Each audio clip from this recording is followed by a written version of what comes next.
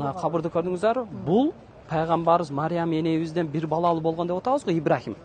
Ошол Ибрахим баласынын кабры.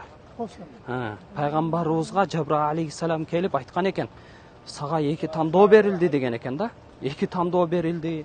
Ошол эки тандоодун сен кааласаң деген экен, ушул балаң жашасын, сенин тукумуңду уласын, сенин пайгамбарлык тукумуңду уласын деген экен да.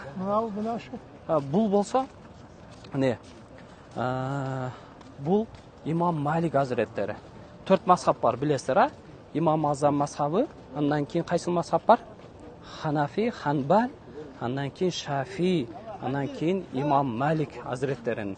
Ошол алым бул Мадина шаарында жашаган. Мунун дагы бир хикматы, маселе суралса, бир илимий маселе сураса, бир дагы не кылбайт экен.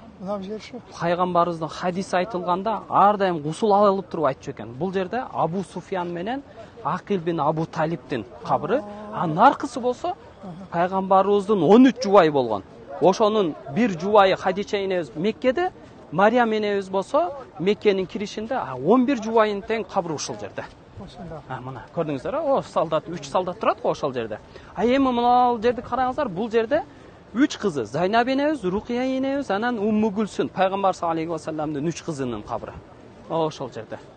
Көрдүңүздөр, а? Баратан артына. Жок, мына могул биздин аскер өтүп кетти го.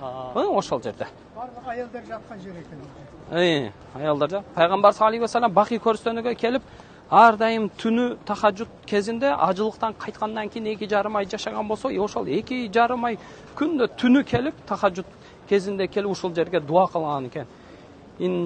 Иншааллаху бикум лахикун. Биз дагы аз күндөрдө силерге барабыз.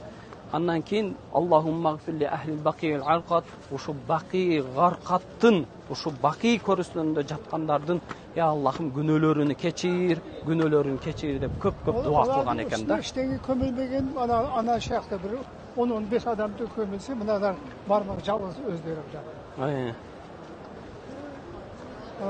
Баскаларга 14 жыл болду. Калган басканы көмөдү.